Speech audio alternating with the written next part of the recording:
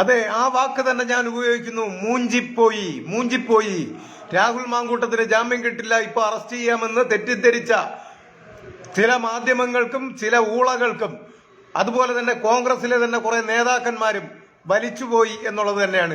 ഇനി ഒരു rubber band എടുത്ത് വെച്ച് വലിച്ചുകൊണ്ടിരുന്നാൽ മതി, അതായിരിക്കും നല്ലത്. ഞാൻ all Kerala men's association president Vattiyoorkavu Ajith Kumar.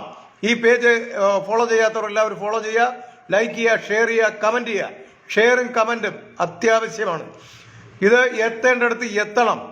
നമുക്കെന്തായാലും ധീരമായിട്ടുള്ള നമുക്ക് എന്താ പറയാ, നമ്മുടെ വിജയമാണ്, നമ്മുടെ ഏറ്റവും വലിയ വിജയം.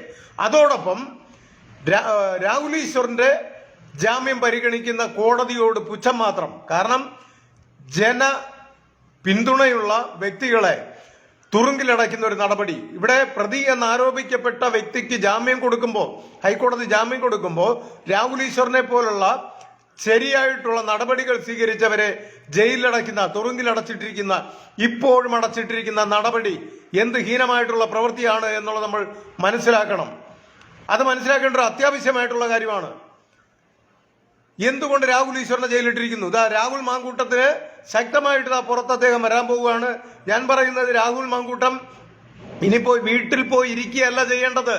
രാഹുൽ മാങ്കൂട്ടം പോയി പാലക്കാട്, പാർട്ടിയിൽ നിന്ന് പുറത്താക്കിയതൊക്കെ വേറെ, പക്ഷേ അദ്ദേഹം ഇന്നും MLA ആണ് അവിടുത്തെ പാലക്കാട് ജില്ലയുടെ.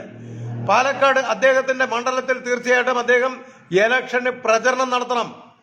വീട് വീടാന്തരം അദ്ദേഹം കയറി ഇറങ്ങിക്കൊണ്ടിരുന്നത് പോലെ ഇനിയും വീടുകൾ കയറി ഇറങ്ങി വോട്ടുകൾ ചോദിക്കണം. പ്രവർത്തകരുടെ കൂടെ അദ്ദേഹം ഉണ്ടാവണമെന്നാണ് എന്റെ അഭിപ്രായം.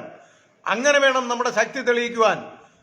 പേടിച്ച് വീട്ടിലിരിക്കുകയല്ല ചെയ്യേണ്ടത്. അതങ്ങനെ ഇരുന്ന വ്യക്തിയുമല്ല അദ്ദേഹം. മറ്റ് സിനിമാ നടിമാരെ വരെ ഇറക്കി അവരോടൊപ്പം ഫോട്ടോ എടുത്തും അവരോടൊപ്പം ഇലക്ഷൻ പ്രചരണം നടത്തിയതിന്റെ കുരുപൊട്ടലായിരുന്നു ഇപ്പോ അതിജീവിത വിര എന്ന് പറയുന്ന ഇരയ്ക്ക്. ഇരയൊന്നുമല്ല, ഇതൊന്നും വിരയാണ്. ഇതിനൊക്കെ വളരെയധികം സമൂഹം കൊടുത്തിട്ടുള്ള എന്താ പറയുക, ഇന്ന് കോടതി നിശ്ചിതമായിട്ട് തള്ളിയിരിക്കുന്നു എന്നുള്ളതാണ്. നമുക്ക് വളരെയധികം സന്തോഷമുണ്ട്. എല്ലാ മാധ്യമങ്ങളും വളരെയധികം കുത്തി വിമർശിച്ചുകൊണ്ട് എന്നോട് പ്രത്യേകിച്ച് 24-നെതിരെ ഞാൻ വേറൊരു ലൈവ് ചെയ്യുന്നുണ്ട്. ഇവിടെ മറ്റ് മാധ്യമ പ്രവർത്തകർ കുത്തി എന്നോട് ചോദിച്ചപ്പോ ഞാൻ പറഞ്ഞു, കൃത്യമായിട്ടും അദ്ദേഹം ഒളിവിൽ മാറി നിൽക്കുന്നത് തന്നെയാണ് നല്ലത്. ജാമ്യത്തിന് വേണ്ടി കോടതികളെ സമീപിച്ചാൽ മേൽക്കോടതികൾ ജാമ്യം കൊടുക്കും. കൃത്യമായിട്ടും കൊടുത്തു. ഇത് നമ്മുടെ ഒരു വിജയം തന്നെയാണ്. അതോടൊപ്പം രാഹുൽ ഈശ്വറിനെ ജയിലിലിട്ടിരിക്കുന്ന നടപടി ഹീനമായിട്ടുള്ള പ്രവൃത്തിയുമാണ്. അദ്ദേഹത്തിന് ജാമ്യം പരിഗണിക്കുന്ന കോടതികളുടെ തരം താഴ്ന്ന പ്രവൃത്തി, ഭരണപക്ഷത്തിനും പോലീസിനും മറ്റുള്ളവർക്കും കൊടപിടിക്കുന്ന നടപടി. ജനങ്ങൾ, ഹൈക്കോടതി ജനങ്ങൾക്കൊപ്പമാണ്, സാധാരണ ജനങ്ങൾക്കൊപ്പമാണെന്നുള്ളത് ഇതോടുകൂടി വന്നിരിക്കുകയാണ്. തീർച്ചയായിട്ടും ഇത് നമ്മുടെ വിജയമാണ്, നമ്മൾ ആഘോഷിക്കേണ്ടതാണ്. ഇന്ന് ജാമ്യത്തിന് പരിഗണിക്കുകയാണെങ്കിൽ കൃത്യമായിട്ടും രാഹുൽ ഈശ്വറിനും ഇന്ന് ജാമ്യം കിട്ടും എന്നാണ് ഞാൻ അറിഞ്ഞത്. പക്ഷേ തിരുവനന്തപുരത്ത് ചില കോടതികൾ അവധിയാണെന്നാണ് ഞാൻ അറിഞ്ഞത്. അപ്പോൾ അങ്ങനെ എന്തെങ്കിലും ബുദ്ധിമുട്ട് വരികയാണെങ്കിൽ ഉള്ളത്, പക്ഷേ ആ കേസുകൾ മറ്റുള്ള കോടതിയിലേക്ക് മാറ്റിയിട്ടുണ്ടെന്നും ഞാൻ അറിഞ്ഞു. ഞാൻ രാവിലെ കോടതിയുമായിട്ട് ബന്ധപ്പെട്ടിരുന്നു. അപ്പോൾ അങ്ങനെയാണ് അറിഞ്ഞത്. ഒരുപക്ഷെ അത് ജാമ്യം കിട്ടും. എല്ലാ കൊണ്ടും ഇന്നൊരു നല്ലൊരു ദിവസമാവട്ടെ.